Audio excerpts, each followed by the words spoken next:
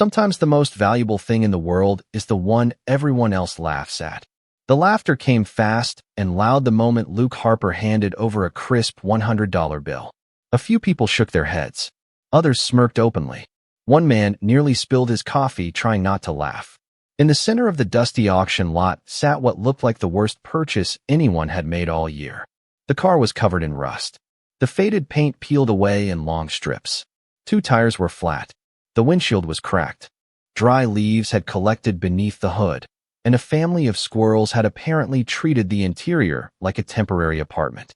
It looked less like a collectible automobile and more like something destined for a scrapyard. "You actually bought that?" someone called out. "For real?" another shouted. "Man, I hope the engine comes with a refund." More laughter followed.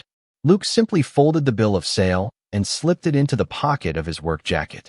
At 45 years old, he had learned that arguing with people rarely changed their minds. The cool Texas breeze moved across the auction yard as he slowly walked around the vehicle. To everyone else, it was junk. To Luke, it was a question waiting for an answer. A familiar voice suddenly joined the chorus of amusement. "That has to be the easiest sale anyone ever made." Luke turned toward the source. Vanessa Reed stood near the entrance of her luxury classic car dealership located beside the auction grounds. Her dark blue blazer looked flawless. Her expensive sunglasses rested atop perfectly styled blonde hair. She was successful, respected, and known throughout the county as someone who could identify the value of a vehicle within seconds. Several people immediately stepped aside as she approached. "You really paid $100 for this?" she asked, gesturing toward the rusted car. Luke nodded. "I did." Vanessa laughed softly. "That thing is worth less than the tires on my truck." The crowd laughed again. Luke glanced at the vehicle, then back at Vanessa. Maybe, she repeated. "Luke, that car has not been worth saving for 20 years. You could be right." His calm response somehow made people laugh even harder. Vanessa crossed her arms. "You know what I think?" "What is that?" Luke asked. "I think you just bought the most expensive mistake in Texas."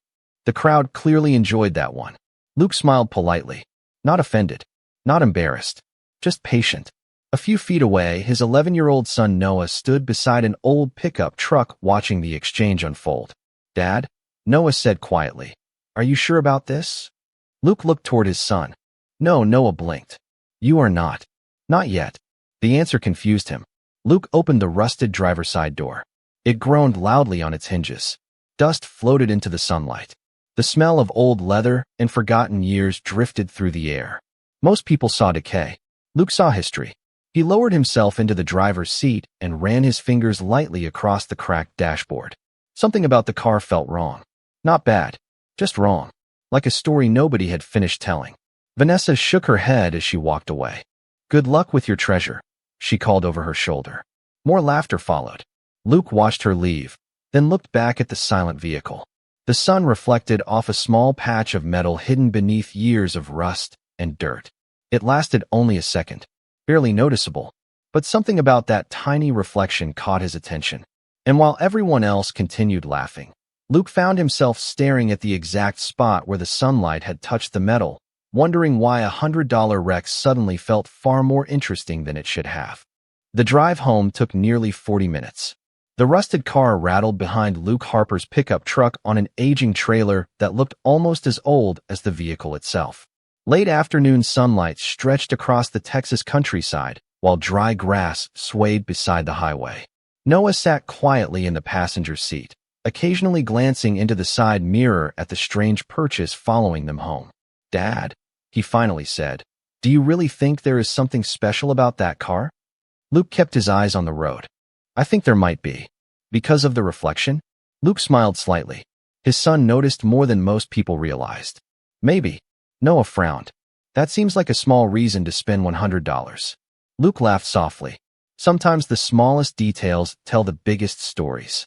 By the time they reached their property, the sun had begun sinking toward the horizon. Their modest home sat on several quiet acres outside town. An old workshop stood behind the house, beside a weathered oak tree. Luke had spent years repairing engines there. Trucks, tractors, classic cars, whatever people needed fixed. The workshop was not fancy, but it was clean, organized, and filled with tools that had earned their place through decades of honest work.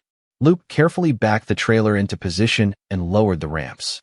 Dust floated through the orange evening light as he slowly rolled the car into the garage. The rust looked even worse indoors. Every panel seemed covered with scars from another era. Noah walked around it once and shook his head. I still do not see it. Neither do I, Luke admitted. Not yet. The answer surprised him. Luke switched on the overhead lights and grabbed a bucket of warm water, several brushes, and a stack of old towels. He did not begin by taking the car apart. He simply started cleaning. Layer after layer of dirt disappeared beneath careful hands. Years of neglect slowly washed away. Time seemed to slow inside the workshop. The radio played quietly in the background. Water dripped onto the concrete floor. Outside, crickets began singing as evening settled across the property. Nearly 2 hours passed before anything unusual happened. Luke was cleaning the lower section of the driver's side door when his brush caught on something hidden beneath the surface. He stopped immediately. Noah looked up from the workbench. What is it? Luke did not answer right away. He grabbed a clean cloth and carefully wiped away more grime. Then more. A small section of metal emerged beneath the rust and faded paint. Luke leaned closer. His expression changed. That is interesting. Noah walked over. What? Luke pointed toward the exposed section. At first glance it looked insignificant. Just a shallow marking carved into the metal decades earlier. But the symbol was unusual. Deliberate. Not something created by accident. It appeared to be a small racing insignia followed by several hand-etched characters. Noah squinted. What does it mean? Luke slowly traced the edge of the mark with his finger. I do not know. The workshop became quiet again. Outside, the last light of day disappeared beyond the horizon. Luke stared at the symbol for several seconds longer. Then he stood and walked toward an old filing cabinet in the corner. He opened a drawer filled with automotive magazines, racing publications, and historical reference books collected over many years. Noah watched curiously. Have you seen it before? Luke hesitated. Maybe. He pulled out a worn magazine and began turning pages, one after another. Slowly, carefully. The air inside the workshop felt different now. Not exciting. Not dramatic.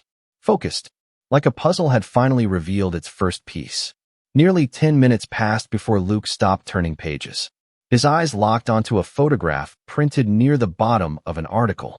Noah noticed immediately. What is it? Luke looked from the magazine to the symbol on the car and then back again.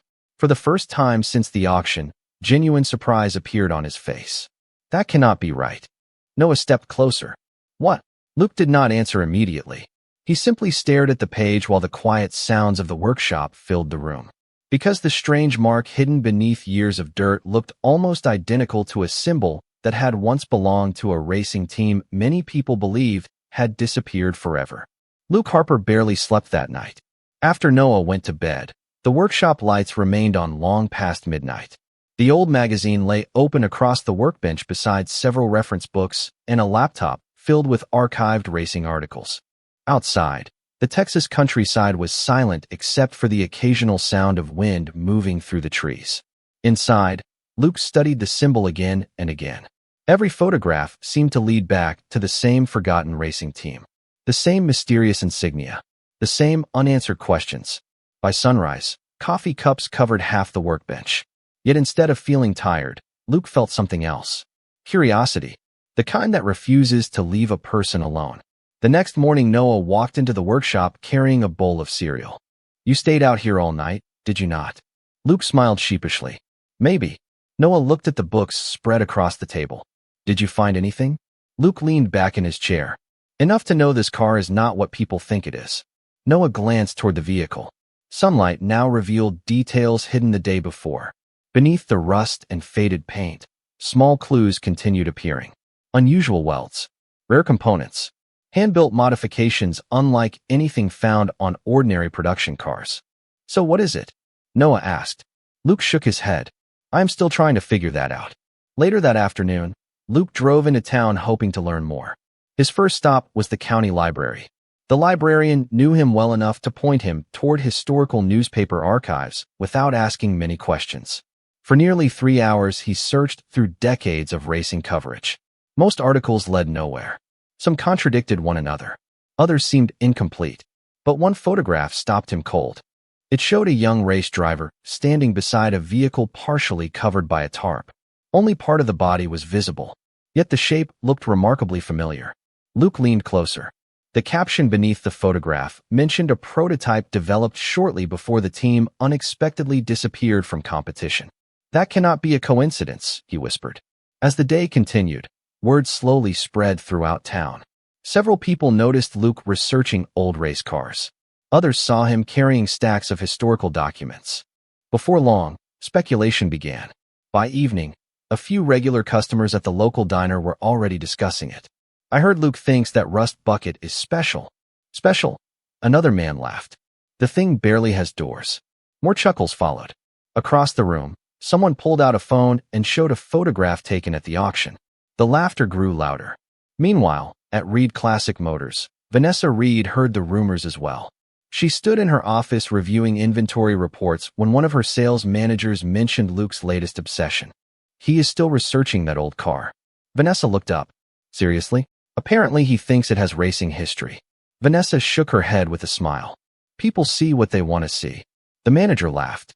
"You think he is chasing a fantasy?" Vanessa glanced through the showroom window toward rows of valuable collector cars. "I know collector cars. That vehicle is not hiding a fortune." Yet even as she said it, a small part of her felt curious. Back at home, Luke continued cleaning the vehicle piece by piece. He never spoke publicly about his discoveries. He never posted online. He never tried to convince anyone. He simply worked, hour after hour, layer after layer.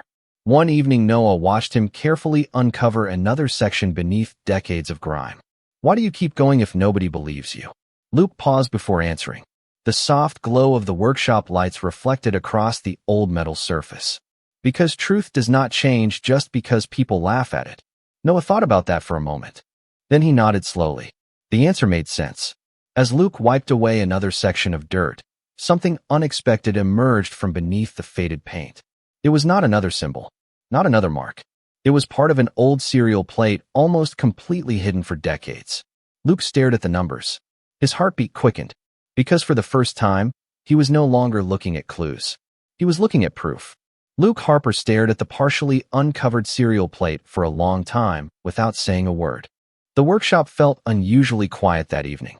The soft hum of an overhead light mixed with the distant sound of crickets outside. Noah stood beside him holding a flashlight while his father carefully cleaned the remaining dirt from the metal surface. One number after another slowly appeared. Some were worn. Others remained surprisingly clear despite decades of neglect. Luke copied them into a notebook and compared them against the research materials scattered across the workbench. His expression grew more serious with every passing minute. "What does it mean?" Noah finally asked. Luke looked up from the notebook. "It means this car existed long before anyone thought it did." Noah frowned. "Is that good?" Luke smiled slightly. "It is interesting." The next morning began before sunrise. Luke sat at the kitchen table drinking coffee while reviewing old racing archives online. The serial number had opened new doors. Records that previously seemed unrelated suddenly began connecting. Certain photographs matched. Certain dates aligned. Most importantly, one image kept appearing over and over. It showed a young racing driver standing beside a prototype vehicle that never officially entered production.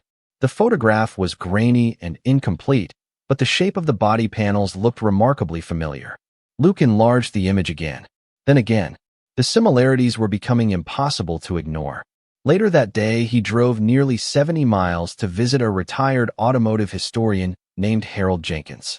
Harold had spent decades documenting regional racing history and was known for remembering details most people had forgotten. His small office sat behind a museum filled with vintage signs, trophies, and faded photographs. When Luke arrived carrying copies of the serial number and several photographs, Harold adjusted his glasses and studied the documents carefully. "Where did you find this?" he asked. "At an auction." Harold looked up immediately. "An auction?" Luke nodded. "For $100. Harold leaned back slowly in his chair. For several seconds, he simply stared at the images. Then he stood and walked toward a filing cabinet in the corner. After searching through several folders, he removed a worn black binder. Dust floated through the sunlight as he opened it. Inside were photographs taken nearly 40 years earlier. Racing teams, prototype vehicles, test tracks. drivers whose names still appeared in motorsports history books. Harold stopped on one particular page. Luke felt his pulse quicken. The vehicle in the photograph looked almost identical to the car sitting in his workshop. "I knew it," Luke whispered. Harold nodded slowly. "Maybe." Luke frowned. "Maybe." Harold tapped the photograph. "The body matches." Then he pointed to the serial information. "The timeline matches." He turned another page. "The insignia matches." Luke leaned forward. "Then it is the same car." Harold remained cautious. "Not yet." The answer frustrated him. "Why not?" Harold closed the binder. "Because if this is what you think it is, then there should only be one way to prove it." Luke waited. Harold smiled faintly. "You need to find the original racing records." Meanwhile, back in town, Vanessa Reed continued hearing rumors. Customers entering her dealership asked questions she could not ignore. Several people mentioned Luke's research. Others claimed he had discovered something valuable. One customer even suggested the old vehicle might have historical significance. Vanessa laughed politely, but her confidence was beginning to soften. Not because she believed the rumors, because Luke never behaved like someone chasing attention. The more people talked, the stranger the situation felt. That evening, Luke returned home carrying copies of historical documents and notes from Harold's archive. Noah met him at the workshop door. "Did you find anything?" Luke placed the folder on the workbench. "Maybe." Noah groaned. "You sound just like that historian." Luke laughed. "That usually means we are getting closer." He opened the folder and removed the final photograph Harold had given him. It showed a group of engineers gathered around the mysterious prototype decades earlier. Most faces meant nothing to Luke. But one detail immediately caught his attention. Standing beside the car was a young driver whose name remained legendary in racing circles even today. Luke stared at the image, then at the car in his workshop, then back at the photograph. Because for the first time, he was no longer wondering whether the vehicle had history. He was beginning to suspect exactly whose history it might be. 5 days passed, and Luke Harper told almost nobody what he had discovered. While rumors continued spreading through town, he spent every spare hour inside the workshop behind his house. The old vehicle slowly changed under his care. Not through a full restoration, not through expensive modifications. Luke knew better than that. He understood that history carried value only when it remained honest. Instead of replacing parts, he focused on revealing what was already there. Dust disappeared. Layers of old paint were carefully cleaned. Original markings emerged one section at a time. Every evening after work, Noah joined him in the garage. Sometimes they spoke. Sometimes they worked in silence. The soft sounds of brushes, cloths, and tools filled the air while the Texas sunset faded outside. By the 5th day, the vehicle looked completely different from the wreck that had rolled off the auction trailer. It was still old, still worn, still covered with signs of age. Yet now it carried something impossible to ignore. Presence. The kind that made people stop and stare even if they could not explain why. Meanwhile, curiosity around town continued growing. People who had laughed on auction day began driving past Luke's property just to glimpse the car through the open garage door. Some slowed down. Others stopped completely. Most left more confused than before. The vehicle no longer looked like junk, yet it did not look valuable either. It looked like a mystery. At Reed Classic Motors, Vanessa Reed noticed the change in public interest immediately. Several customers asked about Luke during the week. One collector even canceled part of a meeting because he wanted to visit the Harper property first. Vanessa found the entire situation ridiculous.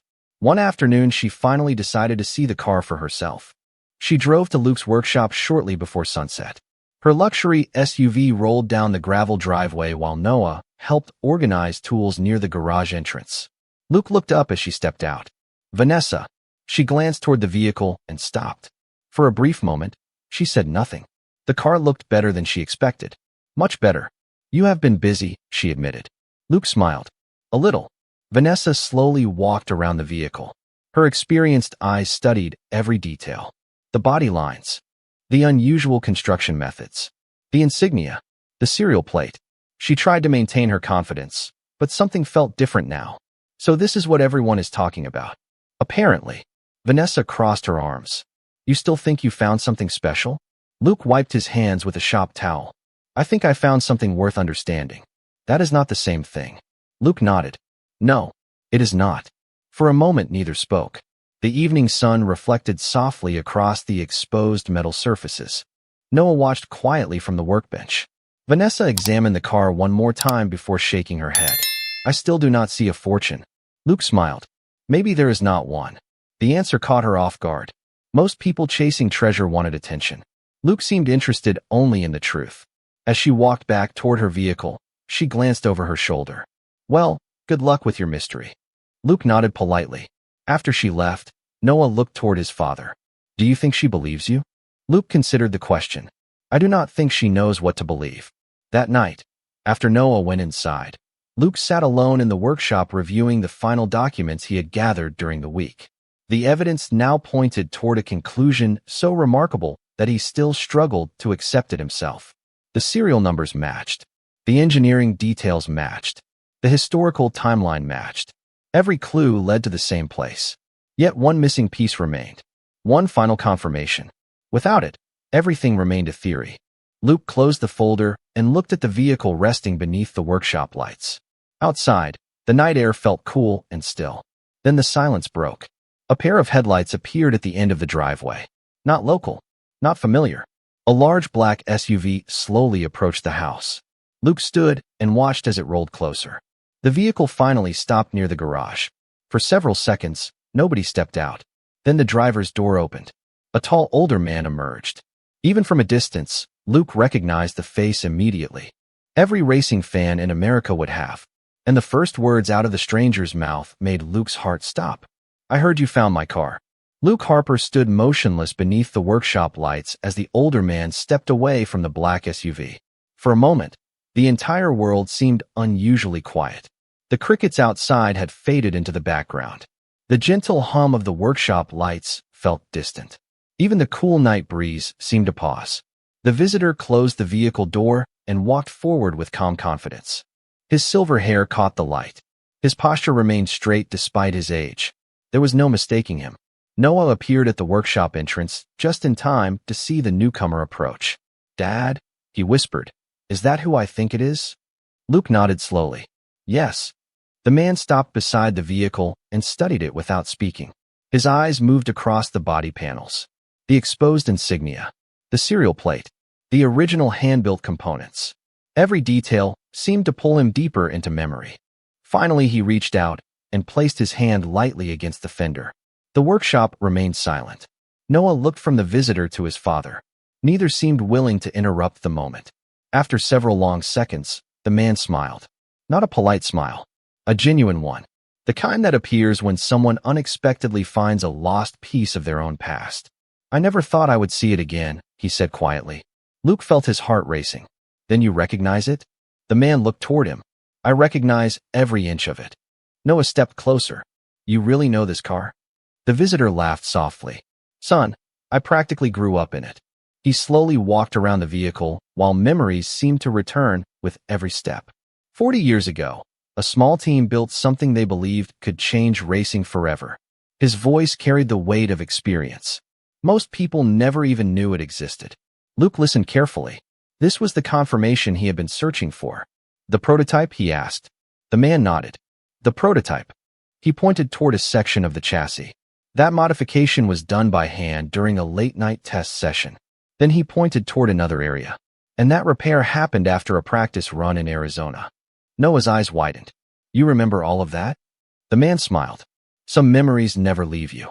For nearly an hour they talked inside the workshop. The legendary driver shared stories from another era. Small racing teams. Long road trips. Endless experimentation. Dreams that seemed impossible until they became real. Luke listened more than he spoke. Every story connected perfectly with the evidence he had uncovered. Every detail matched. The mystery was disappearing. The truth was finally taking its place. Meanwhile, word began spreading faster than ever. Someone in town noticed the black SUV. Someone else recognized the visitor. By morning, people were talking everywhere. At the diner. At the gas station. At the hardware store. The same question echoed through town. Why would a racing legend visit Luke Harper's workshop? Even Vanessa Reed heard the news before breakfast. At first she dismissed it as another rumor. Then a customer showed her a photograph taken from the road. Her expression changed immediately. The man standing beside Luke's workshop was unmistakable. Vanessa stared at the image. For the first time since the auction, uncertainty replaced confidence. By late afternoon, several vehicles had quietly gathered near the Harper property. Curious locals remained at a respectful distance. Nobody wanted to miss what happened next. Inside the workshop, however, none of that mattered. The legendary driver stood beside the vehicle one final time before preparing to leave. He ran his hand across the old metal and shook his head in amazement. "I searched for this car for years," he said. Luke looked toward him. "And now?" The man smiled. "Now I know where it is." Then he reached into his jacket and removed a small envelope. Luke accepted it carefully. Inside was a faded photograph, decades old. In the picture, a younger version of the driver stood proudly beside the very same vehicle. Written across the bottom in fading ink were 5 simple words. The only prototype ever built. Luke stared at the photograph. The driver smiled. And in that moment, every remaining doubt disappeared. The following morning, the small Texas town felt different. News traveled quickly in places where people knew one another, and by breakfast, nearly everyone had heard the same unbelievable story. A racing legend had visited Luke Harper's workshop. Not a collector, not a journalist, not a curious tourist. A man whose name still appeared in racing halls of fame. A man who had personally confirmed the vehicle's extraordinary history. At the local diner, conversations stopped whenever someone new walked through the door. At the gas station, customers stood around discussing old photographs they had found online. Even people who had laughed the loudest at the auction now spoke more carefully. Meanwhile, Luke spent the morning exactly where he had spent most mornings that week. Inside the workshop. He was not celebrating. He was not giving interviews. He was helping Noah replace a worn lawnmower belt while the mysterious vehicle rested quietly beneath the overhead lights. "Does it bother you?" Noah asked. Luke looked up from the repair. "Does what bother me? That everyone suddenly believes you now." Luke smiled faintly. "Not really." Noah frowned. "Why not?" Luke tightened a bolt and set down the wrench. "Because the truth was the same before they believed it." Noah thought about that for a moment. Then he nodded. The answer sounded exactly like something his father would say. Around noon, several vehicles arrived at the property. Some belonged to collectors.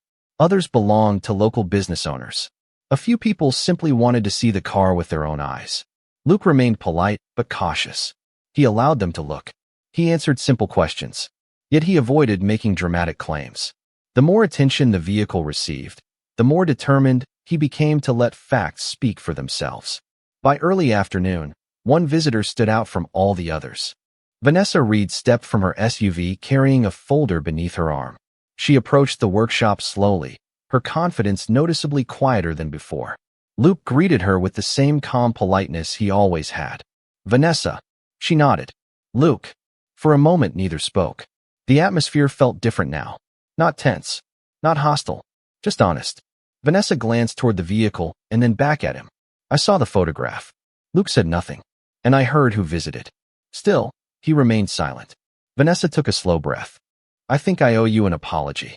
The words surprised even her. Luke wiped his hands with a clean cloth. "For what?" Vanessa almost laughed. "You know for what." A gentle breeze moved through the open workshop door. Dust floated through the sunlight. For the first time since the auction, there was no audience. No laughter. No need to defend pride. "I judged the car too quickly," she admitted. "And I judged you too quickly." Luke looked toward the vehicle. "A lot of people did. That does not make it right." For several seconds, neither spoke. Then Luke smiled. "Thank you." The simple response caught her off guard. No bitterness. No victory. No attempt to make her feel worse. Just grace. Vanessa glanced down at the folder she carried. "There is something else." She handed it to him. Inside were copies of dealership records, historical appraisals, and archived auction reports. Luke looked through the documents carefully. His eyes widened slightly. "Where did you get these?" "I called some people." She folded her arms. "You are not the only one who knows how to do research." Luke laughed softly. Vanessa pointed toward one particular page. "Look at the date." He did. Then he looked again. The document described a similar prototype discussed among collectors nearly 20 years earlier. The estimated value listed beside it was astonishing. Noah leaned closer. "What does it say?" Luke slowly lowered the page. Before he could answer, the sound of another vehicle approached from the driveway. Everyone turned toward the entrance. A second black SUV rolled to a stop beside the workshop. This one carried no familiar faces, no local license plates. The driver stepped out holding a leather briefcase. He looked directly at Luke, then at the vehicle, then back at Luke. "Mr. Harper," he said, "I represent someone who would very much like to speak with you about purchasing that car." The man carrying the leather briefcase stepped into the workshop with the calm confidence of someone accustomed to handling extraordinary transactions. The afternoon sunlight streamed through the open garage door behind him, while several curious visitors remained outside at a respectful distance. Luke Harper set the folder down on the workbench and extended his hand. "Luke Harper." The visitor shook it firmly. "My name is Daniel Mercer." He glanced toward the vehicle and smiled. "I have been trying to locate this car for most of the day." Noah looked at his father. Vanessa folded her arms quietly nearby. The workshop suddenly felt much smaller than usual. Daniel carefully placed the briefcase on a nearby table and opened it. Inside were documents, photographs, and appraisal reports. "I represent a private collector," he explained. "Someone with a deep interest in American racing history." Luke nodded politely. "I see." Daniel looked toward the vehicle again. His expression suggested genuine admiration. "After speaking with several experts and reviewing the documentation now available, we believe this may be one of the most significant prototype discoveries in decades." The room fell silent. Noah blinked. Vanessa glanced toward Luke. Luke himself remained calm. "Maybe," he asked. Daniel smiled. "A responsible appraisal always leaves room for verification." The answer sounded professional, but everyone understood what he meant. The evidence was overwhelming. Daniel removed a thick report from the briefcase and placed it on the workbench. Several historians have already reviewed the serial information. He pointed toward a section near the front. "The racing legend who visited you yesterday provided his own statement." Noah's eyes widened. Vanessa slowly leaned closer. Luke opened the report and began reading. Every page seemed to strengthen the same conclusion. Historical significance, exceptional rarity, unique provenance, original prototype status. The language felt almost unreal. For 5 days he had been cleaning an old car in his workshop. Now experts were describing it as a national treasure of motorsports history. Daniel waited patiently while Luke finished reading. Then he spoke again. "My client asked me to make an offer." The workshop became completely silent. Even the visitors outside seemed to sense something important was happening. Noah looked toward his father. Vanessa held her breath. Daniel reached into the briefcase and removed a single sheet of paper. "We are prepared to purchase the vehicle immediately." Luke accepted the document and glanced down. For a moment, he did not react. Then he looked again. Noah noticed the change in his expression first. "Dad." Luke remained silent. Vanessa stepped closer. "What is it?" Slowly, Luke handed her the paper. She read the number once, then a second time, then a third. Her eyes widened. "You have got to be kidding." Daniel smiled politely. "No." Noah looked between them. "How much?" Nobody answered immediately. The number seemed too large to say out loud. Finally, Vanessa looked toward the boy. $5 million. The workshop went silent. Not shocked silence. Complete silence. The kind that arrives when reality suddenly changes shape. Noah stared at the paper, then at the car, then back at his father. $5 million. Daniel nodded. $5 million. Outside, one of the visitors accidentally dropped a coffee cup. Nobody noticed. Luke lowered the offer and looked toward the vehicle resting beneath the workshop lights. The old rusted machine appeared exactly as it had the day before. The same metal, the same imperfections, the same history. Yet somehow everything felt different now. Vanessa slowly shook her head. 5 days ago I said it was worth less than the tires on my truck. Luke smiled gently. "I remember." She laughed nervously. "I do not think I will ever live that down." The room relaxed slightly. But Daniel was not finished. He reached into the briefcase one final time and produced another document. "There is one more thing." Luke looked up. "What?" Daniel placed the paper on the workbench. It contained signatures from several respected experts and historians. At the bottom was a statement that left no room for doubt. The vehicle had been officially authenticated as the only surviving prototype ever built. Luke stared at the document. Noah stared at it. Vanessa stared at it. And for the second time in less than a week, nobody in the room could find a single word to say. 3 weeks later, the old workshop behind Luke Harper's house felt quieter than it had in years. The prototype was gone. The paperwork had been completed. The transfer had been finalized. And somewhere far beyond the small Texas town, the historic vehicle now sat inside a climate-controlled collection where experts carefully documented every detail of its remarkable history. Yet despite everything that had changed, many things remained exactly the same. The same oak tree stood beside the workshop. The same gravel driveway stretched toward the road. The same tools hung neatly from the walls. On a cool Saturday morning, Luke was repairing a neighbor's pickup truck while Noah handed him wrenches from a toolbox. "You know," Noah said, "most people would have bought something really fancy by now." Luke smiled. "Like what?" "A giant mansion. Too much cleaning." Noah laughed. "A sports car." Luke tightened a bolt. "I already had one." Noah shook his head. "That does not count." The answer made both of them laugh. Across town, however, the story still dominated conversations. The auction had become local legend.